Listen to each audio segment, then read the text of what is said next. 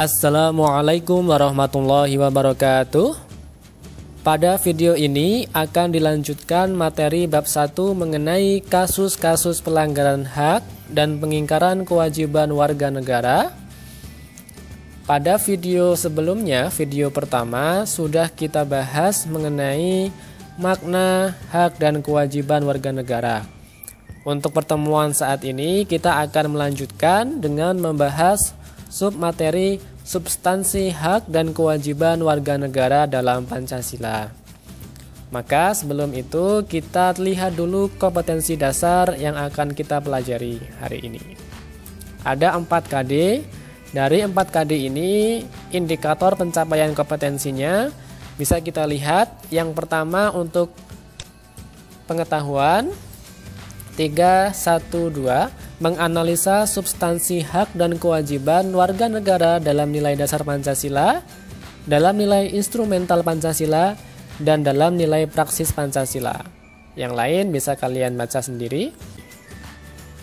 Baik, langsung saja kita masuk ke materi mengenai substansi hak dan kewajiban warga negara dalam Pancasila.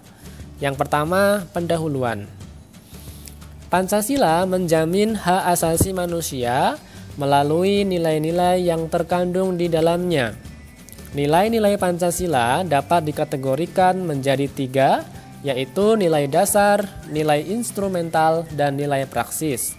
Ketiga nilai tersebut secara langsung ataupun tidak langsung mengatur hak dan kewajiban warga negara sebagaimana dipaparkan berikut ini.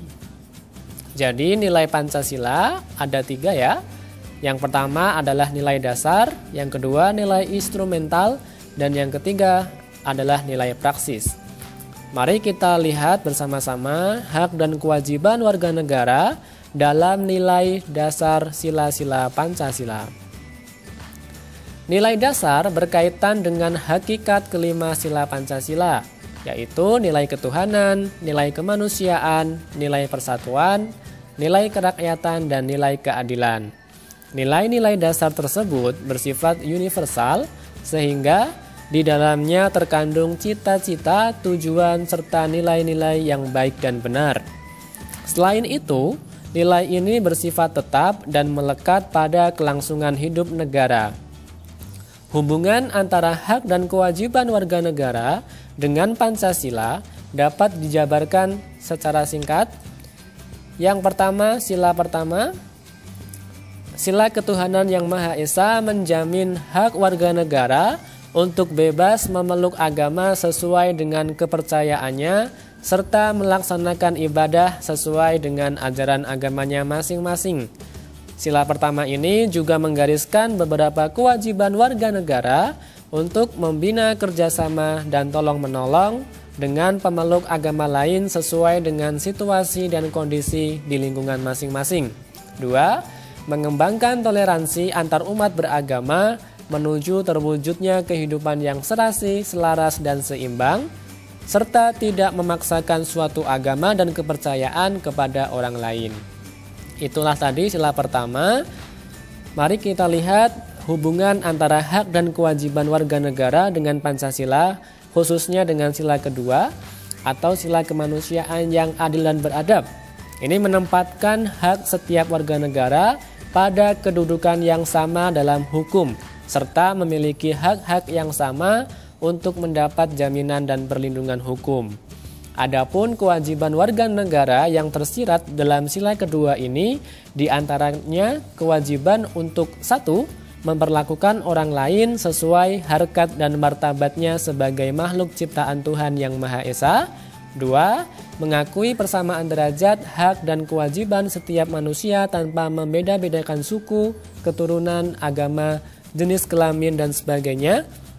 3. Mengembangkan sikap saling mencintai sesama manusia, tenggang rasa, dan tidak semena-mena kepada orang lain, serta melakukan berbagai kegiatan kemanusiaan. Kemudian, hubungan antara hak dan kewajiban warga negara dengan sila ketiga Pancasila atau sila Persatuan Indonesia ini menjamin hak-hak setiap warga negara dalam keberagaman yang terjadi kepada masyarakat Indonesia seperti hak mengembangkan budaya daerah untuk memperkaya budaya nasional. Sila ketiga mengamanatkan kewajiban setiap warga negara untuk 1. Menempatkan kepentingan bangsa dan negara di atas kepentingan pribadi atau golongan. 2. Sanggup dan rela berkorban untuk kepentingan bangsa dan negara. 3. Mencintai tanah air dan bangsa Indonesia. 4. Mengembangkan persatuan Indonesia atas dasar Bhinneka Tunggal Ika serta memajukan pergaulan demi persatuan dan kesatuan bangsa. Selanjutnya adalah sila keempat, sila kerakyatan yang dipimpin oleh hikmat kebijaksanaan dalam permusyawaratan dan perwakilan dicerminkan dalam kehidupan pemerintahan, bernegara, dan bermasyarakat yang demokratis. Sila keempat menjamin partisipasi politik warga negara yang diwujudkan dalam bentuk kebebasan berpendapat dan berorganisasi serta hak berpartisipasi dalam pemilihan umum. Sila keempat mengamanatkan setiap warga negara untuk 1. Mengutamakan musyawarah mufakat dalam setiap pengambilan keputusan. 2. Tidak memaksakan kehendak kepada orang lain. 3. Memberikan kepercayaan kepada wakil-wakil rakyat yang telah terpilih untuk melaksanakan musyawarah dan menjalankan tugas sebaik-baiknya. Kemudian sila yang kelima, keadilan sosial bagi seluruh rakyat Indonesia mengakui hak milik perorangan dan dilindungi pemanfaatannya oleh negara, serta memberi kesempatan sebesar-besarnya kepada masyarakat.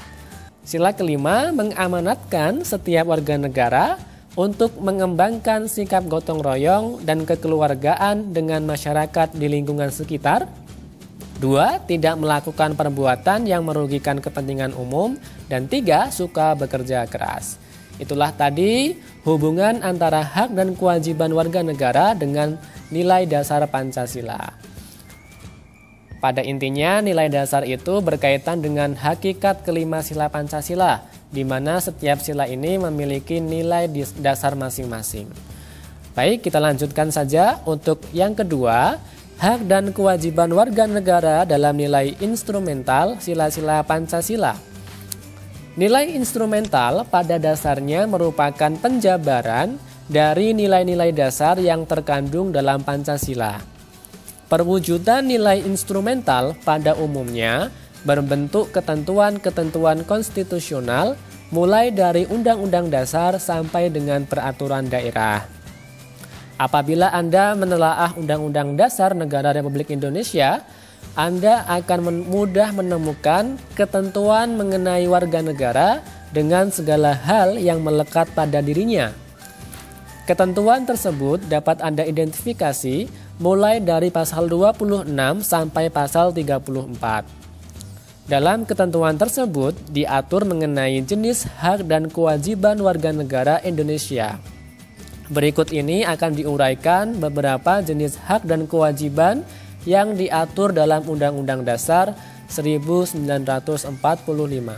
Yang pertama, hak atas kewarganegaraan, pasal 26 ayat 1 dan 2. Yang kedua, kesamaan kedudukan dalam hukum dan pemerintahan, pasal 27 ayat 1, hak atas pekerjaan dan penghidupan yang layak bagi kemanusiaan, pasal 27 ayat 2, hak dan kewajiban bela negara, pasal 27 ayat 3, kemerdekaan berserikat dan berkumpul, pasal 28, kemerdekaan memeluk agama, pasal 29 ayat 1 dan ayat 2, pertahanan dan keamanan negara, pasal 30 ayat 1 dan 2, hak mendapatkan pendidikan, pasal 31 ayat 1, 2, dan 3, kebudayaan nasional Indonesia, pasal 32 ayat 1, perekonomian nasional, pasal 33, dan kesejahteraan sosial, pasal 34. Ini bisa kalian pelajari sendiri dalam Undang-Undang Dasar 1945. Itulah tadi nilai instrumental, pada intinya adalah nilai instrumental itu merupakan penjabaran dari nilai dasar yang terkandung dalam Pancasila. Kemudian yang ketiga adalah hak dan kewajiban warga negara dalam nilai-nilai praksis sila-sila Pancasila. Nilai praksis pada hakikatnya merupakan perwujudan dari nilai-nilai instrumental.